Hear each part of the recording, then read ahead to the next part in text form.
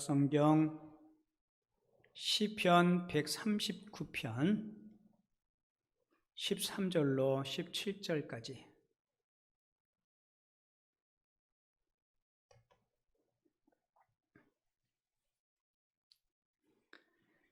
시편 139편 13절로 17절까지 한 절씩 교독합니다. 주께서 내 내장을 지으시며 나의 모태에서 나를 만드셨나이다.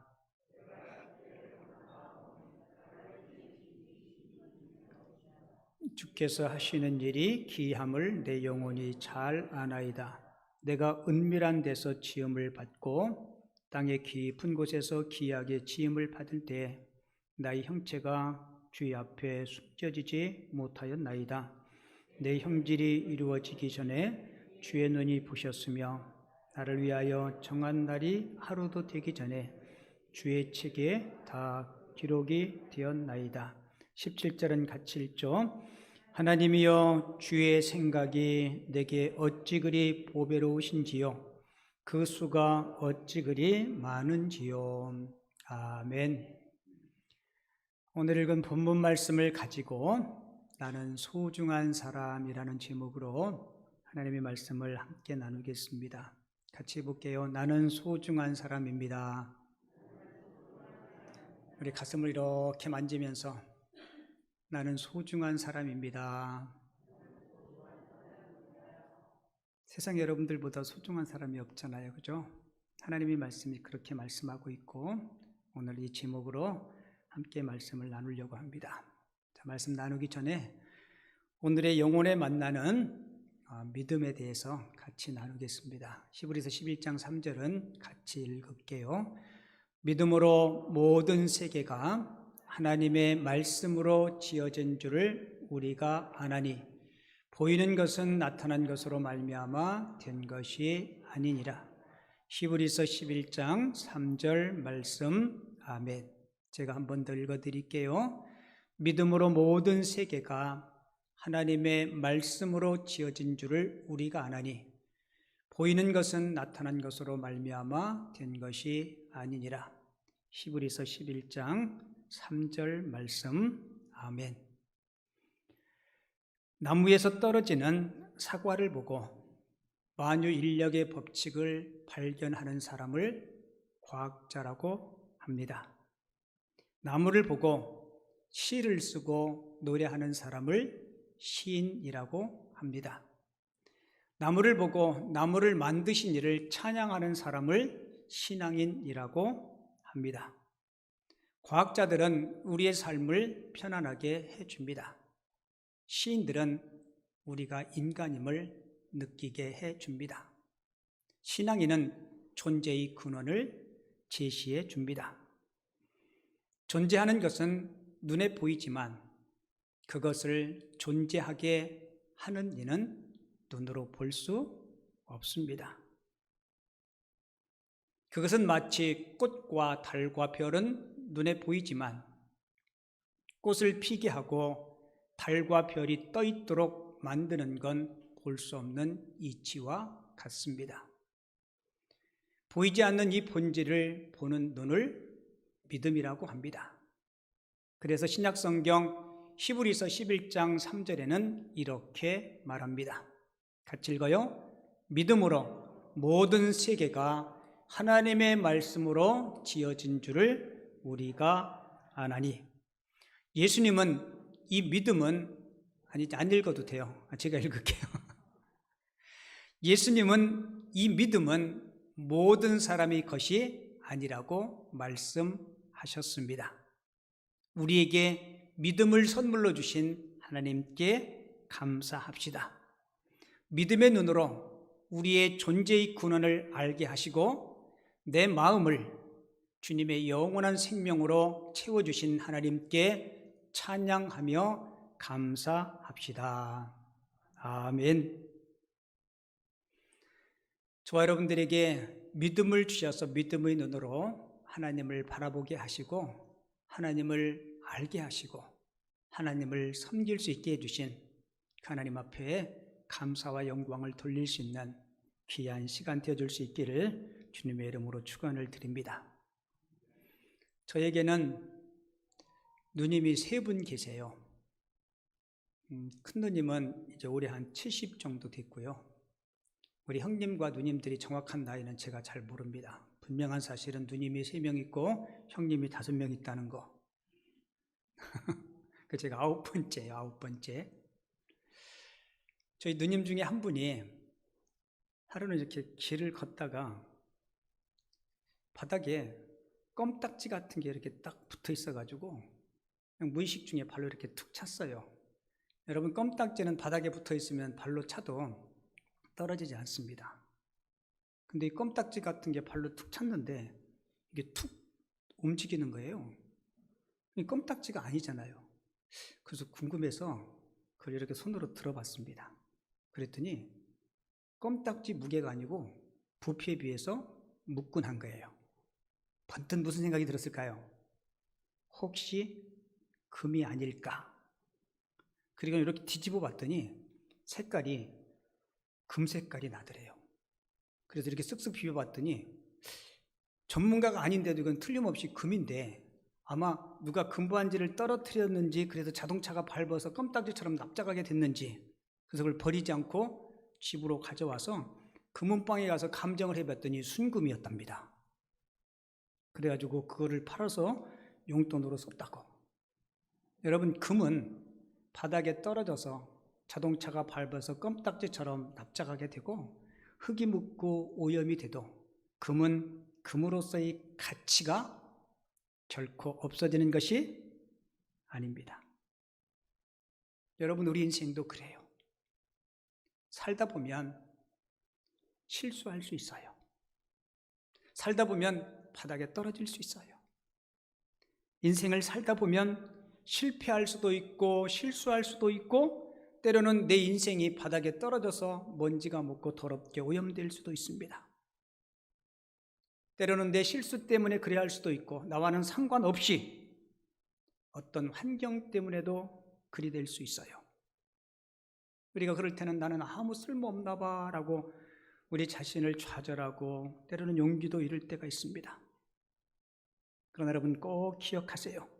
저도 여러분들도 우리에게 어떠한 일이 일어난다 할지라도 내 자신의 가치는 결코 없어지는 것이 아니라는 사실을 꼭 기억하십니다. 금은 아름답게 반지로 그 모양을 이루고 있을 때나 바닥에 떨어져서 납작한 껌딱지 모양이 있더라 할지라도 금은 여전히 뭐예요? 금은 여전히 금이에요. 사람들이 나를 어떻게 평가하든 내가 성공의 자리에 있든 때로는 실패의 자리에 있든 하나님 보시기에는 여전히 여러분들은 소중한 사람임을 꼭 기억하시기 바랍니다. 여러분들이 어떤 사람이라고요? 소중한 사람. 그래서 여러분은 여러분 스스로를 사랑할 수 있으셔야 돼요. 오늘 설교 제목이 뭐예요? 같이 봐요. 나는 소중한 사람입니다. 믿으십니까? 내가 소중한 사람이에요. 내가 소중하듯이 내 곁에 있는 그 누군가의 지체도 소중한 분입니다. 이 땅을 살고 있는 대부분의 사람들은요, 자신의 생김새, 자신의 외모, 자기 인생, 자기 존재에 대해서 만족하지 못하고 살고 있는 사람들이 많이 있습니다. 다른 말로 표현하면 열등감 속에 살아가는 사람이 많다는 거예요. 여러분에게는 열등의식이 없나요? 아마 열등의식이 없는 사람은 없을 거예요. 저에게도 있고 여러분들에게도 있어요. 여러분, 성경은 열등감의 궁극적인 원인은 우리 인간의 원죄 때문이라고 지적하고 있습니다. 그런데 어떤 열등의식은요, 나의 의지와는 전혀 상관없이 어떤 조건이나 이유에 대해서 우리가 직접적으로 책임질 수 없는 그런 열등의식을 가질 수 있는 조건들도 있어요. 여러분, 예를 들어서 부모님에 대한 열등의식을 가지고 있는 사람들, 여러분 부모님을 내가 선택할 수 있나요? 그건 내가 선택할 수 있는 문제가 아니에요. 여러분들이 외모도 여러분들이 선택할 수 있는 게 아닙니다. 그러니까 자기 열등감을 지나치게 열등의식을 갖는 것은 그것 때문에 정죄할 필요가 전혀 없다는 거예요.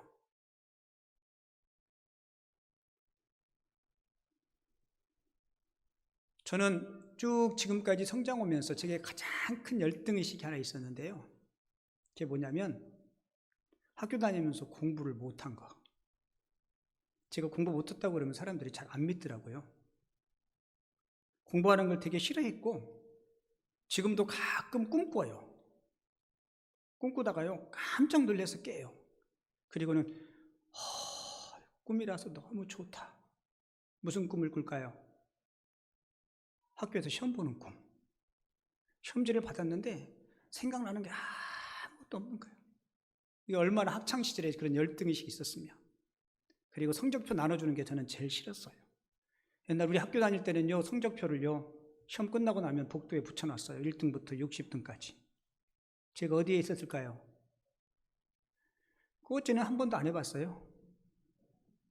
그런데 제가 어디에 있었냐면 있어야 될 자리에 있었어요. 내가 그거 보고 제 마음에 저거 확 찢어버렸으면 좋겠다. 근데 또 찢으면 또 선생님한테 걸리면 혼나니까 못 찢고 화장실 갔다 왔는데 누가 나를 대신해서 찢었어요. 아마 내 밑에 있는 애가 찢은 것 같아요.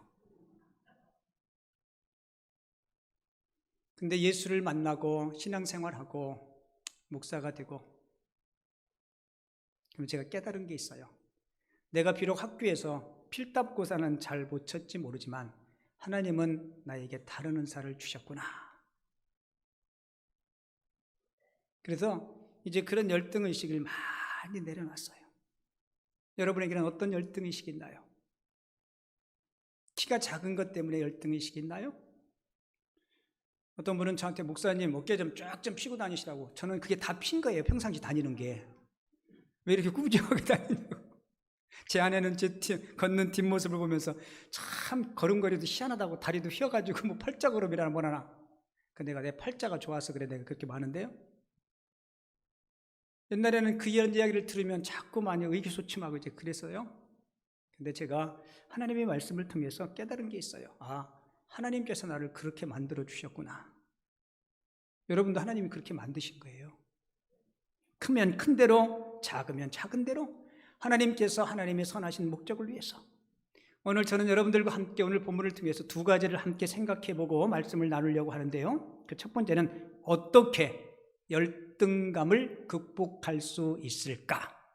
각자마다 가지고 있는 열등의식이 분명히 있을 거예요. 열등의식을 어떻게 극복할 수 있을까? 그리고 두 번째로는 어떻게 우리 자신을 사랑할 수 있을까? 자, 첫 번째가 뭐라고요? 어떻게 이 열등의식을 극복할 수 있을까? 두 번째로는요, 어떻게 나 자신을 사랑할 수 있을까? 자, 먼저 첫 번째로 어떻게 열등감을 극복할 수 있을까? 자, 결론적으로 말씀드리면 저와 여러분들이 열등감을 극복할 수 있는 것은 나를 지으신 분이 누구세요? 하나님이라는 사실을 믿는 것입니다. 여러분, 누가 만드셨어요? 하나님이. 요즘은 조금 그런 경향성이 없는데요. 제가 어릴 적에는 미제, 뭐요? 미제 그러면 그 물건은 우리 거보다 훨씬 더 좋고 틀림없다. 그래서 엄청나게 옛날에 이거 미제야 그러면 사람들이 꼭꼭 죽었죠, 그죠? 지금은 어때요? 대한민국에서 만드는 메이드 인 코리아 물건 참 좋습니다. 근데 저와 여러분들은 누가 만들었어요? 하나님. 하나님이 저와 여러분들을 만드셨어요. 그러니까 하나님의 창조에는 어떤 하자가 있을 수가 없다는 거예요. 그러니까 나를 지으신 분이 하나님이심을 믿는 것. 여러분, 하나님이 천지 만물을 뭐로 만드세요? 말씀으로 만드시죠. 우리는 그냥 하나님이 말씀으로 만드셨다 그러니까 그냥 단순히 뭐 하나님이 뭐 이렇게 뭐가 만들어져라, 은 나와라 뚝딱, 금 나와라 뚝딱, 이런 도깨비 방망이로 그냥 별 깊이 생각 없이 만든 것처럼 여러분들이 이해할 수 있는데요. 아니에요. 말씀으로 창조하셨다는 것은 하나님의 놀라운 지혜로 만드셨다는 뜻이에요. 다시 말씀드릴게요. 하나님이 말씀으로 천지 만물을 창조하셨다는 의미가 뭐예요? 놀라운 지혜로 하나님이 천지 만물을 창조하셨어요. 특별히 저와 여러분들, 사람은요, 하나님이 말씀으로 뿐만 아니라 손수 빚으셔서 우리 인생을 하나님이 만드셨어요. 만드신 모든 피조물을 보시고 하나님이 스스로가 평가하시더 뭐라고 평가하세요? 하나님 보시기에 심히 좋았더라. 하나님 보시기에 좋았더라. 특별히 인생을 창조하시고는 심히 좋았더라라고 평가하고 있죠. 그러니까 저와 여러분들이 나 자신의 열등감을 극복하기 위해서는요, 내 시선으로 나를 보지 마시고 하나님의 시선으로 나를 볼 수 있어야 돼요. 토미 텐이라는 분이 하나님의 관점이라는 제목의 책을 썼는데요. 토미 테니가 자기 딸이 한 3살, 4살쯤 됐을 때 아파트 저기 고층에 살았는데요. 엘리베이터를 타고 쭉쭉쭉 내려오는데 이 딸이 엘리베이터를 타고 거울도 보이고 뭐 광고도 보이고 이런 것들을 보면서 두리번두리번 하고 있는데 한층 한층 내려오면서 사람들이 하나씩 둘씩 타기 시작해요. 그러다 보니까 엘리베이터에 사람들이 꽉 찬 거예요. 토미 테니 딸이 30살 됐으니까 사람들이 타니까 뭐만 보이겠어요? 사람들의 엉덩이만 보이고 허리띠만 보이고 답답하잖아요. 그죠? 그래서 아빠에게 이렇게 요청해요. 아빠 안아주세요. 저도 아빠 눈높이에서 보고 싶어요.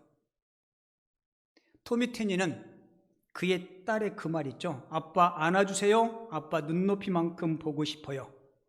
이게 신앙이고 기도하는 신앙인들의 태도가 그리해야 된다라고 말하고 있습니다. 여러분, 아빠 품에 안겨서 아빠의 눈높이로 아빠의 관점으로 세상을 볼 수 있는 것, 이걸 다르게 설명하면 저도 여러분들도 하나님의 품에 안겨 하나님의 관점으로 사람과 세상을 볼 수 있으시기를 바랍니다. 하나님의 관점으로 이웃 사람들을 바라보면 그 사람이 내가 소중하듯이 소중하게 보이는 거예요. 내가 하나님 앞에 소중한 존재로 지음받았듯이 이웃도 동일하게 하나님이 창조하신 소중한 존재임을 바라볼 수 있는 그 눈을 가지라는 거예요. 특별히 사람은 피조물 가운데 가장 으뜸입니다. 하나님이 만드신 세상의 피조물들 가운데 놀랄 만한 것들이 많죠.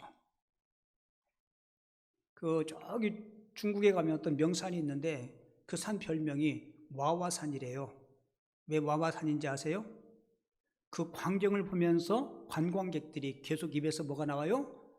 와, 이런 감탄이 계속 나와서 그렇게 별명을 붙였다고 합니다. 성 어거스틴은 이런 얘기를 했어요.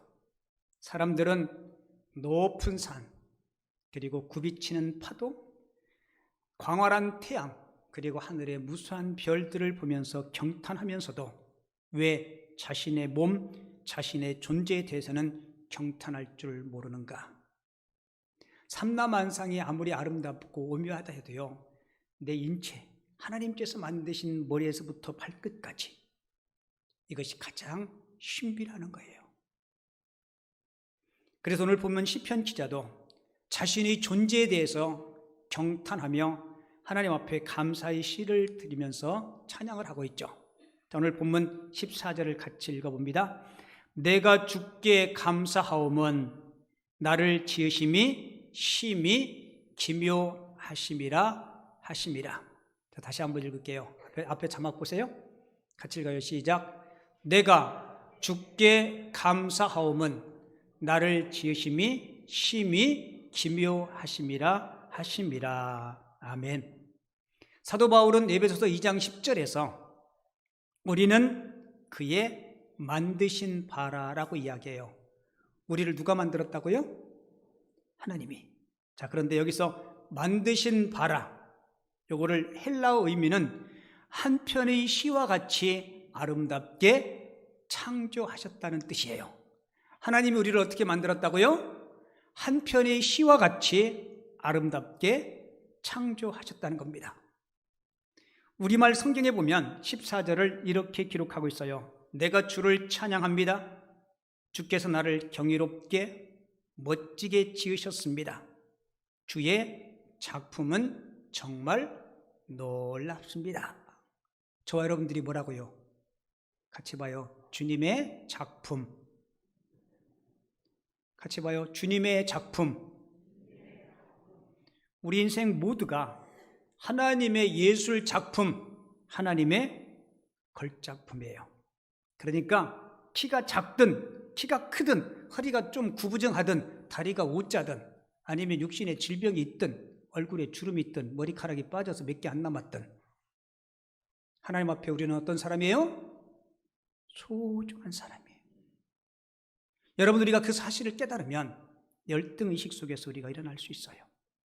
하나님의 최고의 걸작품.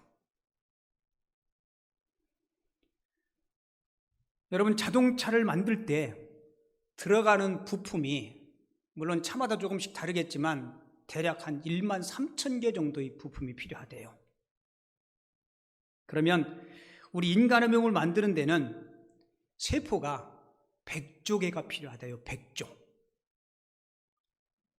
그리고 적혈구는 25조 개가 필요하고요. 백혈구는 250억 개가 필요하고요. 그리고 더 놀라운 사실은 지구상의 70억의 인구 가운데 나하고 똑같이 생긴 사람이 단 한 사람도 없다는 거예요.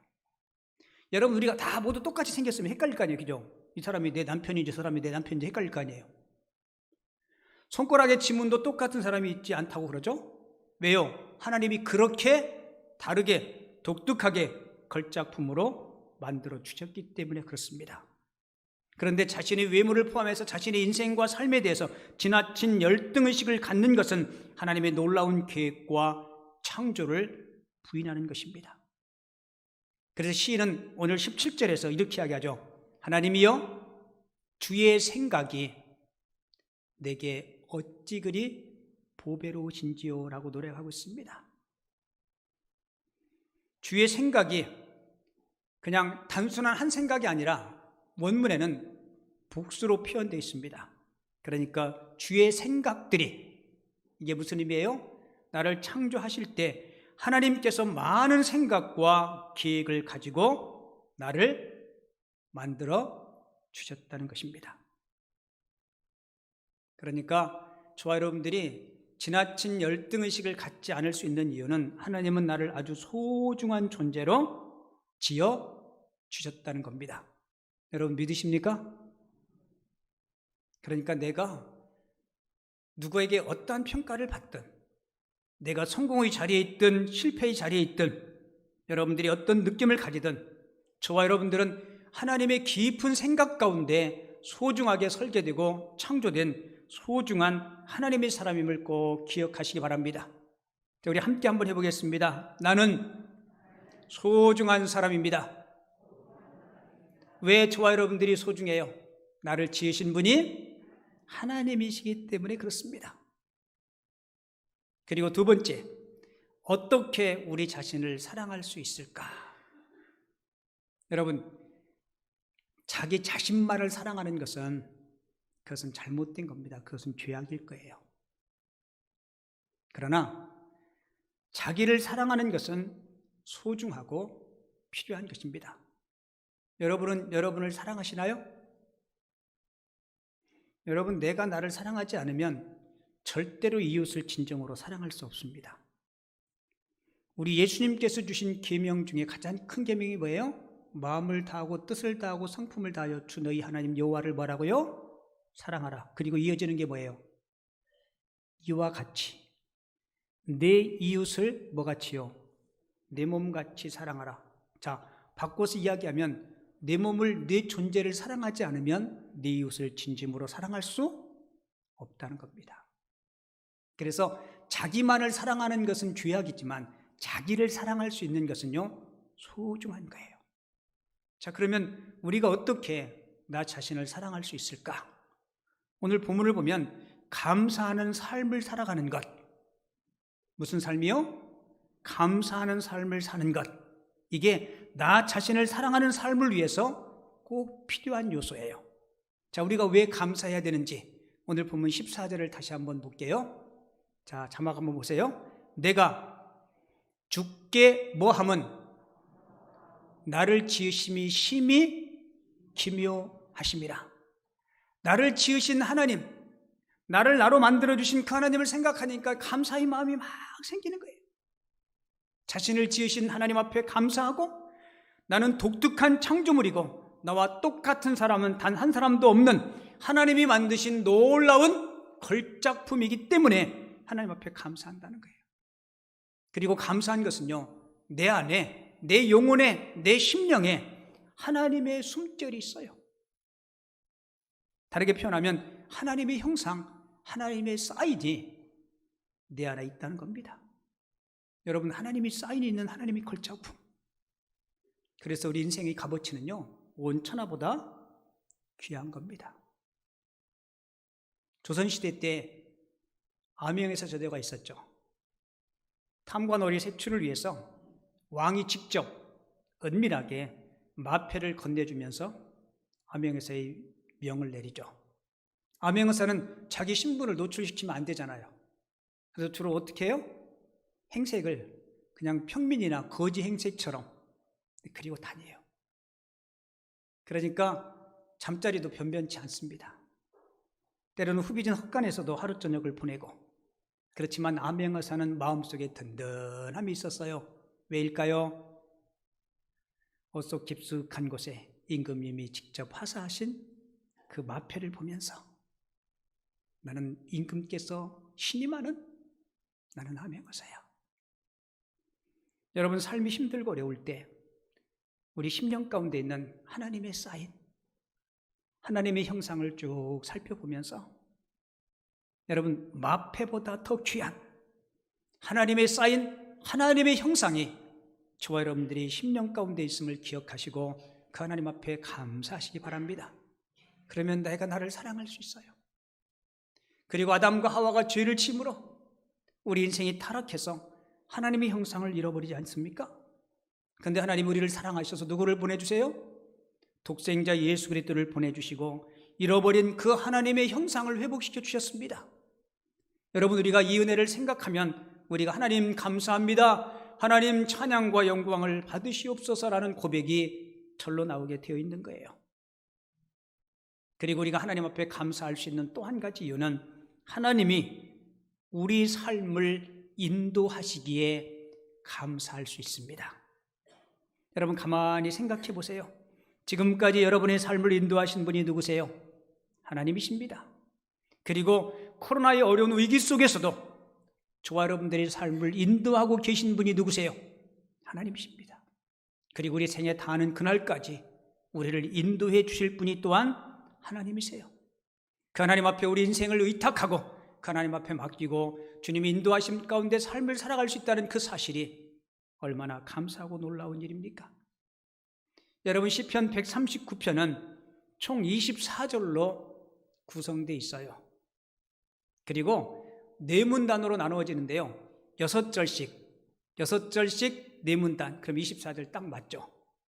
특별히 24절을 통해서 우리 삶을 인도하시는 분은 하나님이신데 그 하나님은 어떤 분이신지를 우리에게 잘 설명해 주고 있어요. 자, 첫째 문단이 1절부터 6절까지인데요, 1절부터 6절까지는 우리 삶을 인도하시는 하나님은 전지하시다, 모든 것을 다 아시는 하나님. 자, 하나님이 얼마나 저와 여러분들을 잘 아시는지 2절에 보면 이렇게 기록해요. 주께서 내가 앉고 일어섬을 뭐한다고요? 아시고 멀리서도 나의 생각을 밝히 아시오며 나의 모든 길과 내가 눕는 것을 살펴보셨으므로 나의 모든 행위를 익히 뭐한다고요? 아시오니. 2절과 3절에서 계속 반복되는 단어가 뭐예요? 안다. 나의 앉고 일어섬도 알고 나의 생각도 아시고 심지어 나의 모든 길도 다 아신다. 여러분, 예수님은 복음서에서 우리 하나님은 우리의 뭐까지요? 머리털까지 다 세신 바 되신다라고 이야기해요. 그만큼 하나님은 저와 여러분들의 모든 것을 다 알고 계세요. 지금까지 나의 삶을 인도하신 분이 앞으로 생에 다하는 그날까지 전지하신 그분이, 나보다 나를 더 잘 아시는 그분이 저와 여러분들의 삶을 인도하심을 꼭 기억하시기 바랍니다. 우리가 부르는 찬양 가운데 이 찬양이 있죠. 내 갈 길 멀고 밤은 깊은데. 우리 인생의 길이 깜깜한 밤 같아요. 근데 깜깜한 밤에 우리들의 삶을 인도하시는 분이 누구세요? 그렇죠. 찬양은 이렇게 해요. 빛 되신 주님께서 밝은 빛이 되셔서 저와 여러분들의 삶을 인도해 주신다는 겁니다. 그 인도의 하나님을 믿으십니까?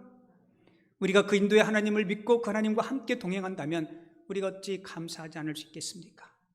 그리고 두 번째 문단에 소개하는 하나님은요, 하나님의 편재성을 이야기하면서 하나님은 아니 계신 곳이 없는 곳이 없는 하나님이심을 이야기해요. 8절과 9절에 보면 내가 하늘에 올라갈지라도 바다 끝에 가서 거주할지라도 거기서도 주의 손이 나를 인도하시며 주의 오른손이 나를 붙드시리이다.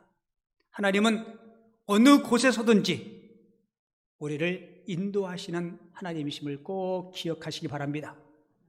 그래서 다윗은 내가 사망의 음침한 골짜기에 있을지라도 하나님이 선한 목자 되셔서 나의 삶을 인도해 주심을 그가 노래하고 있지 않습니까? 그리고 세 번째 문단은 하나님의 전능성, 하나님의 전능하심을 이야기하고 있어요. 17절에 보면 하나님이여 주의 생각이 내게 어찌 그리 보배로우신지요. 내가 세려고 할지라도 그 수가 모래보다 많도소이다 라고 이야기합니다. 여러분, 하나님은 못하실 일이 없는 하나님이세요. 능력이 무한하신 분이십니다. 솔직히 여러분들 자녀들을 키울 때 아버지로서 어머니로서 능력이 모자라서 아이들 마음껏 후원하지 못할 때 참 마음 아프죠. 여러분, 지적인 부분도 그래요. 우리 아이들이 초등학교 입학하고 1학년, 2학년, 5학년, 6학년, 9학년이 되면 수학 문제 풀다가 모르고 와서 이거 물어보면 답답하죠, 그죠? 저는 그랬어요. 우리 아이들이 저한테 수학 문제 물으면 저는 간단했어요. 엄마한테 가서 물어봐. 엄마한테 가서 물어봐. 근데 엄마도 이제 뭐 중학교, 고등학생 되면 모르잖아요. 근데 여러분 꼭 기억하세요. 우리 하나님은 능력에 부족함이 없으신 하나님이심을 꼭 기억하시기 바랍니다. 그 하나님이 저와 여러분들의 삶을 인도하세요.